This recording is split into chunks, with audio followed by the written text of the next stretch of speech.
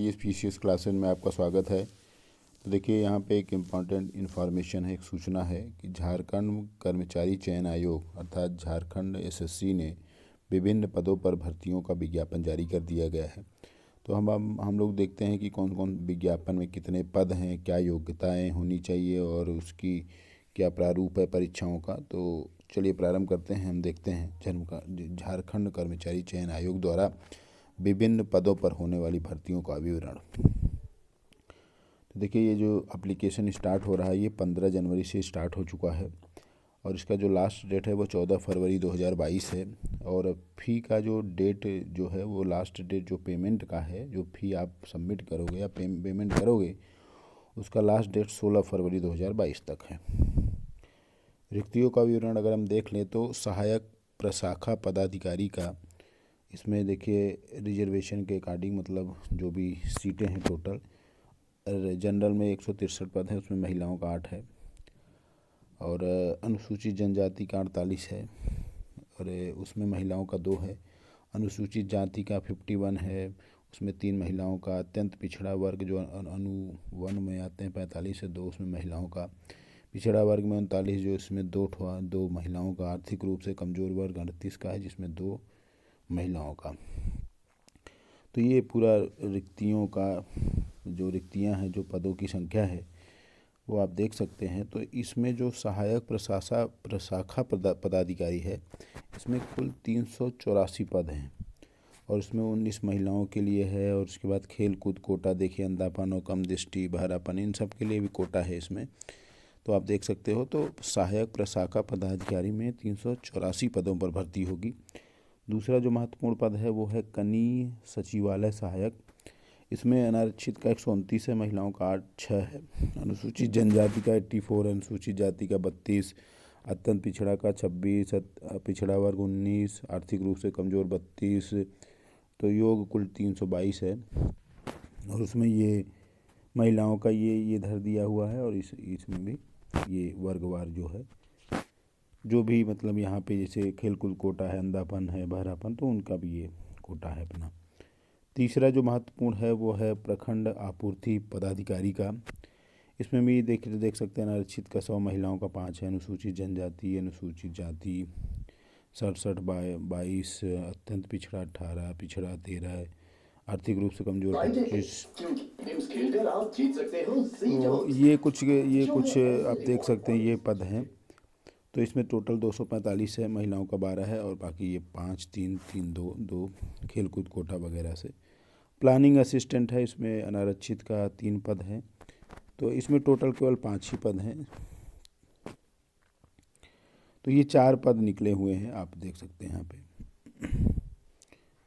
इसमें देखिए अब ये सहायक प्रशासक पदाधिकारी जो है उसका पे मैट्रिक्स लेवल 7, ये देख सकते हैं इतना मैट्रिक्स लेवल है। कनिष्ठ सचिवालय सहायक का इतना है, प्रखंड आपूर्ति पदाधिकारी का इतना है, प्लानिंग असिस्टेंट का इतना है।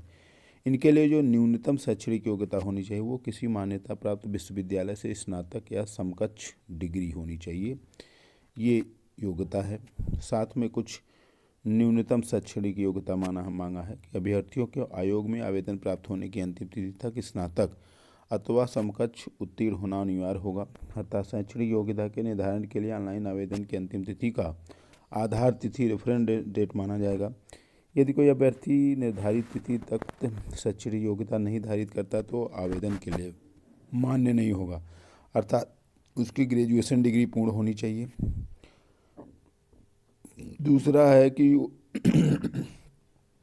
है कि अगर वो उसके अतिरिक्त जो है वो अनिवार्य योग्यता के अतिरिक्त अभ्यर्थियों के मैट्रिक 10वीं कक्षा तथा इंटरमीडिएट 10+2 झारखंड राज्य में अवस्थित मान्यता प्राप्त शैक्षणिक संस्थान से उत्तीर्ण होना अनिवार्य होगा तथा अभ्यर्थी को स्थानीय रीति रिवाज, भाषा और परिवेश का ज्ञान होना भी अनिवार्य है। परंतु यह है कि झारखंड राज्य की आरक्षण नीति से आच्छादित अभ्यर्थियों के मामले में झारखंड राज्य में अवस्थित मान्यता प्राप्त शैक्षिक संस्थान से मैट्रिक मतलब 10वीं और इंटरमीडिएट कक्षा उत्तीर्ण होने संबंधी प्रावधान शिथिल रहेगा। मतलब इसमें थोड़ा सा रिलैक्स दिया जाएगा, लेकिन ये जो पहला वाला है कि हमको ग्रेजुएट होना है पड़ेगा, तो ये अनिवार्य है। परीक्षा का अगर हम स्वरूप देखें तो परीक्षा का स्वरूप जो ऑब्जेक्टिव टाइप का होगा OMR आधारित परीक्षा ली जाएगी और उसी के आधार पर ये पूरा मेरिट बनेगा। परीक्षा एक मुख्य परीक्षा जिसे बोलते हैं, एक चरण में होगी और परीक्षा में 3 प्रश्न पत्र रहेंगे। तो इसमें ये 2 घंटे की रहेगी, जिसमें निम्न विषय रहेंगे। पत्र 1 में भाषा ज्ञान रहेगा 2 घंटे का, 120 कुल प्रश्न रहेंगे। हिंदी भाषा, अंग्रेजी भाषा 60 प्रश्न रहेंगे और इसमें अगर हिंदी अंग्रेजी भाषा में प्राप्त ज्ञानों को जोड़कर 30% मतलब 30% अंक प्राप्त होना मस्ट रहेगा, आपको पाना ही है। इसको मतलब आपके प्राप्त अंक मेधा सूची निर्धारण के लिए नहीं जोड़ा जाएगा, लेकिन ये आपका क्वालिफाइंग मार्क टाइप का रहेगा। दूसरा, जनजातीय और क्षेत्रीय भाषा, कुल 100 प्रश्न रहेगा, 2 घंटे का रहेगा। ये देख सकते हैं कौन कौन सी भाषा है। इसमें भी 100 वैकल्पिक प्रश्न पूछे जाएंगे और इसमें भी आपको 30% अंक प्राप्त करना अनिवार्य होगा। तीसरा जो पत्र रहेगा उसमें कुल 150 प्रश्न रहेंगे। परीक्षा अवधि 2 घंटे का है।